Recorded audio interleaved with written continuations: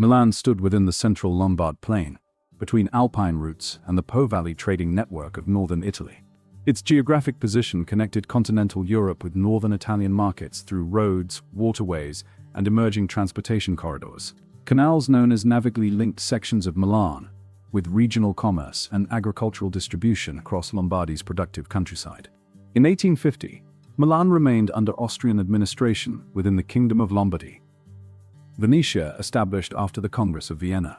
Political authority operated through imperial institutions directed from Vienna, despite local administration maintaining extensive Italian civic functions. Milan retained significance because Austrian authorities recognized the city's financial and administrative value within northern imperial territories.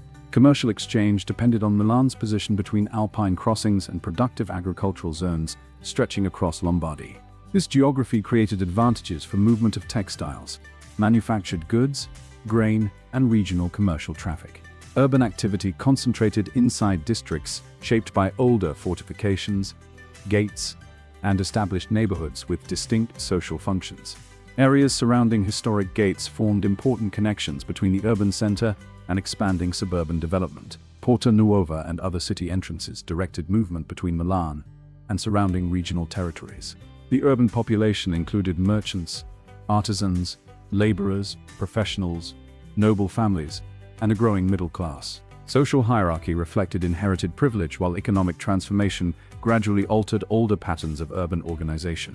Aristocratic families retained influence through property ownership, financial networks, and civic institutions across the city. Merchants and industrial entrepreneurs increasingly acquired importance through expanding investment and commercial activity. Rural migration toward Milan slowly intensified as employment opportunities developed beyond agricultural occupations. Economic growth increasingly depended upon manufacturing activity and commercial finance, rather than exclusively traditional local markets. Textile production represented a major sector within Milan's broader economic structure during the middle 19th century. Banking activity also expanded as financial institutions supported investment and industrial enterprise throughout northern Italy. Milan's role as a financial center gradually extended beyond municipal boundaries into wider regional influence. Economic concentration encouraged stronger urban links with nearby towns and industrial communities across Lombardy. Population growth generated pressure upon housing conditions and municipal infrastructure inside existing urban districts. Expansion created practical concerns regarding sanitation, transportation, and administrative management throughout densely inhabited neighborhoods. Authorities increasingly confronted questions involving modernization and the organization of urban public life. Political tensions developed alongside economic changes and broader discussions concerning sovereignty within northern Italy. Italian nationalist thought circulated through intellectual circles, newspapers, and sections of educated urban society. Ideas supporting political reform expanded despite Austrian surveillance and administrative restrictions within Lombardy.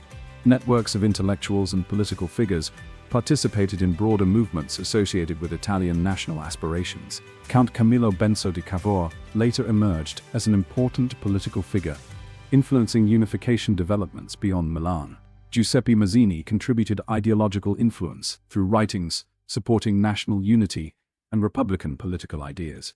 Giuseppe Garibaldi also became associated with movements seeking political transformation across fragmented Italian territories.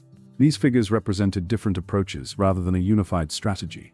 During the early 1850s, political disagreement existed concerning monarchy, republicanism, foreign alliances, and methods for institutional change. Austrian authorities regarded nationalist movements as potential threats to imperial order and administrative stability. Tension intensified as economic modernization interacted with demands for political and civic transformation. The broader European revolutionary climate influenced discussions occurring within Milan during the 19th century. Earlier revolutionary experiences remained important references among individuals critical of Austrian authority. Memories of prior unrest contributed to continuing pressure beneath ordinary commercial and administrative activity. Political opposition rarely represented a single social class or unified political organization. Merchants, professionals, students, and intellectual groups sometimes shared concerns despite differing motivations and priorities. Economic advancement did not eliminate political disagreement regarding authority and representation. Geography again shaped political calculations because Lombardy occupied a strategic position within northern Italian territories. Control over Milan influenced communication routes connecting Alpine regions with wider peninsula and continental networks. The city therefore carried significance beyond local administration or municipal economic considerations. During the 1850s, Austrian authorities remained determined to maintain stability within strategically important territories. Imperial administration understood that disruption in Lombardy could produce broader political consequences elsewhere. Pressure continued to develop gradually rather than through immediate institutional collapse or military confrontation.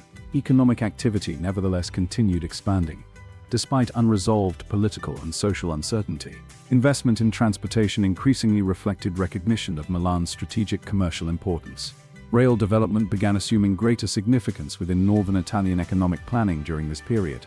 Transportation infrastructure promised reduced travel time and stronger commercial integration between regional markets.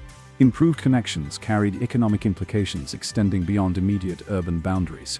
Manufacturing growth depended upon reliable movement of labor, materials, and finished products across larger territories.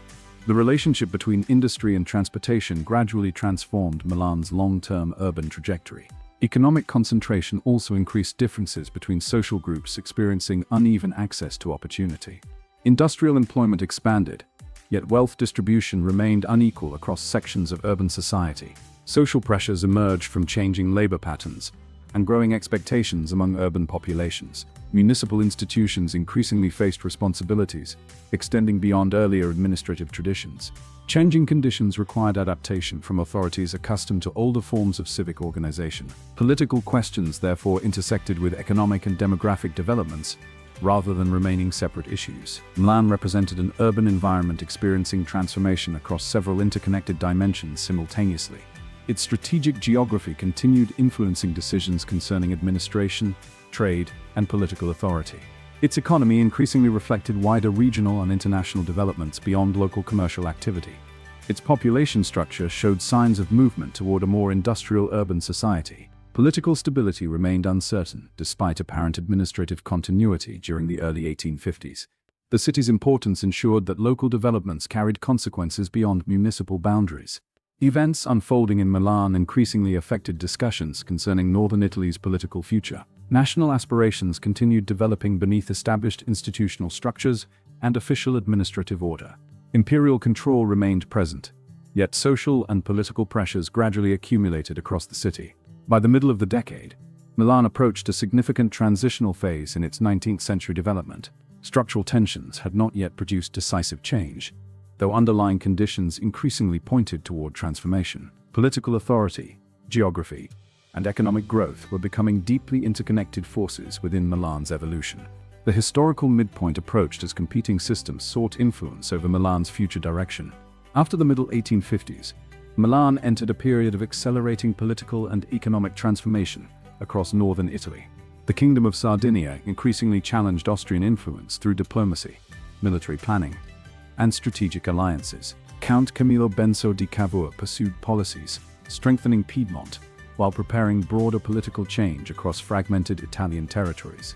The Second Italian War of Independence began in 1859 through cooperation between Sardinia and France against Austria. French Emperor Napoleon III supported military intervention that shifted political conditions throughout Lombardy. Austrian military defeat at the Battle of Solferino altered control across northern Italy. Following these developments, Milan entered the Kingdom of Sardinia during 1859, ending decades of Austrian administration. Political change carried economic consequences because administrative integration encouraged expanded investment, transportation development, and industrial coordination. Rail systems and manufacturing networks increasingly linked Milan with broader national structures during later 19th century growth.